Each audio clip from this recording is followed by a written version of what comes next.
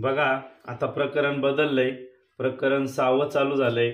6वं प्रकरण आहे नियमित आकृतीत अंतर्लिखित वर्तुळे. प्रश्न आहे 12वा. वाक्य बघा 12वं. एका रेषेत नसणाऱ्या दिलेल्या 3 बिंदूंतून जाणारे वर्तुळ किंवा कंस काढा. आपल्याला एका रेषेत नसणाऱ्या आणि 3 बिंदूतून जाणारे जे वर्तुळ आहे ते काढायचं आहे. त्या वर्तुळालाच कंस पण म्हणतात. तर प्रश्न असा आहे बघा, ए, बी व सी हे बिंदू असे आहेत की ए बी बरोबर 6 सेंटीमीटर, बी सी बरोबर 4 सेंटीमीटर व सी ए बरोबर 5 सेंटीमीटर. तर त्या 3 बिंदूंतून जाणारे वर्तुळ कंस काढा. मग अशा वेळेस 3ही बाजू दिलेल्या आहेत. फक्त आपल्याला त्रिकोण रचना करून त्या त्रिकोणाच्या बाहेरून त्या बिंदूतून 3ही बिंदूतून जाणारं वर्तुळ काढायचं. कसं काढायचं तर प्रथमतः आपल्याला ए बी रेषा दिलेली आहे. किती दिलेली आहे? 6 सेंटीमीटर. पट्टी घ्या, पेन्सिल घ्या आणि पट्टीच्या सहाय्याने 6 सेंटीमीटर अंतराची ए बी रेषा काढा. हे बघा अगदी व्यवस्थित, अंतर चुकू द्यायचं नाही.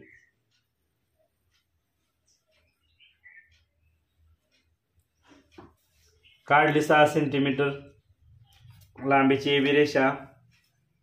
नाव द्या त्याला, बिंदू निश्चित करा असे व्यवस्थित. ओके, ए बी झाले बिंदू निश्चित. आता ही कंपास घ्या. आता बघा आपल्याला बीसी रेषा आहे आणि सीए रेषा आहे. तर आता बीसी रेषा किती सेंटीमीटरची आहे? 4. मग काय करा, पट्टीमध्ये 4 सेंटीमीटर अंतर घ्या. सॉरी, कंपासमध्ये तंतोतंत घ्या. बघा असं व्यवस्थित घ्या. ओके, आता हा जो बिंदू दिसतोय ना बी, त्या बी बिंदूवर कंपासचं टोक ठेवा. कंपासमध्ये किती अंतर आहे? 4 सेंटीमीटर ना. ओके, हां. मग आता बी बिंदूवर ठेवून इकडे वरच्या बाजूला असा कंस करा. केला कंस? ओके. आता सीए रेषा म्हणजे हां, ही जी सीए रेषा आहे किंवा बाजू आहे ती किती आहे? 5 सेंटीमीटर. मग घ्या पट्टीच्या सहाय्याने कंपासमध्ये अंतर किती? 5 सेंटीमीटर.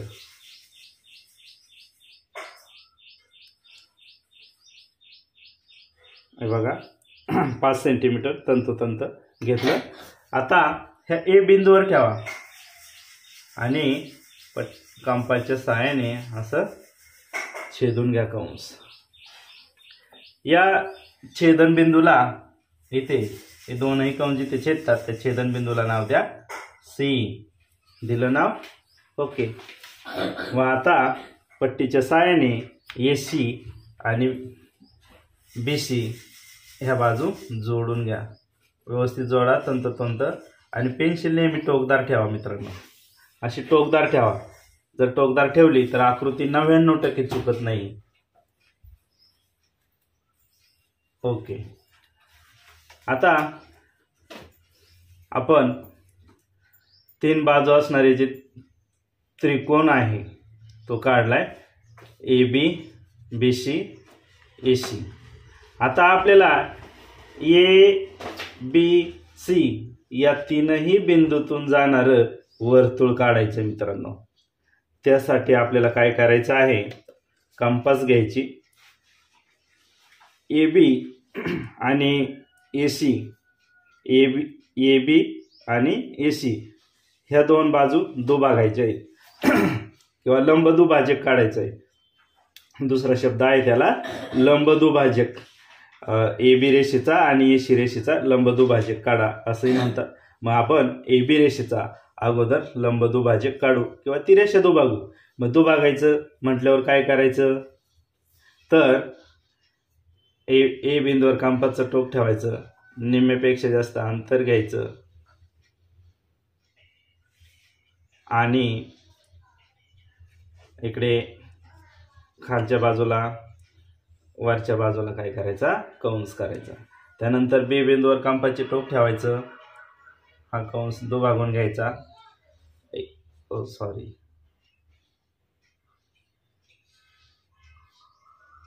इकडे खालच्या बाजूला दुभागायचं. दुभागलं. पट्टीच्या सहाय्याने हे दोनही छेदनबिंदू जोडून घ्यायचे. बघा, व्यवस्थित जोडा.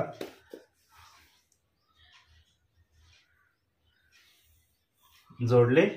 ओके, व्यवस्थित जोडले. हां, मग आता जसं आपण ए बी रेषा दुभागली तशीच ए शी रेषा दुभागा किंवा ए शी रेषेवर लंब दुभाजक काढा. ए बिंदूवर कंपाचं टोक ठेवलं. निम्यापेक्षा जास्त अंतर घ्या. इथपर्यंत निमा असेल अंदाजे, आपण त्याच्यापेक्षा जास्त घेऊया, इतकं घेऊया. आणि इकडे कंस, इकडे कंस. ओके, तर सी बिंदूवर ठेवा दुभागा ते कंस. हां, हे बघा इथं दुभागतोय. दुभागला. मग आता पट्टीच्या सहाय्याने हे दोन छेदनबिंदू, हा छेदनबिंदू आणि हा छेदनबिंदू जोडा व्यवस्थित. ओके, हे बघा असं जोडलं. दोनही म्हणजे ए बी आणि ए सी जे लंबदुभाजक एकमेकांना ज्या ठिकाणी छेदतात त्या ठिकाणी तुम्ही ए नाव द्या, सॉरी ओ नाव द्या. काय नाव द्यायचे तुम्हाला? ओ. दिलं ओ नाव. सगळ्यांनी लवकर आवरा. ओके, आता काय करा, सगळ्यांचं झालंय, ओ बिंदू मिळाला सगळ्यांना. ओके, मग आता काय करा, ह्या ओ बिंदूवर कंपाचं टोक ठेवा. ठेवलं. ए एवढं अंतर घ्या किंवा सी एवढं अंतर घ्या किंवा बी एवढं अंतर घ्या आणि काय करा, असं वर्तुळ व्यवस्थित काढा. अशा प्रकारे एका रेषेत नसणारे हे तीनही बिंदू, परंतु त्या तीनही बिंदूतून जाणारे वर्तुळ काढता येते किंवा वर्तुळ कंस काढता येते. समजली आकृती? समजली? ओके, आता घरी गेल्यावरती याचा सराव करा. कृती लक्षात ठेवा की दिलेल्या बाजू अगोदर व्यवस्थित काढायची. एक बाजू पट्टीने काढायची, दुसऱ्या दोन बाजू, या दोन बाजू कंपासचा उपयोग करून आणि मग काढायचे कंपासमध्ये अंतर घेऊन. आणि नंतर ए बी आणि ए शी रेषा काय करायची, दुभागून घ्यायची किंवा लंब दुभाजक काढायचे. आणि ते दोन्ही लंब दुभाजक ज्या ठिकाणी छेदतात त्याला ओ नाव द्यायचं. आणि ओ बिंदूवर कंपाचं टोक ठेवून ए एवढं किंवा सी एवढं किंवा बी एवढं कुठलंही अंतर घ्या आणि त्या अंतराने वर्तुळ काढा. समजलं? ओके.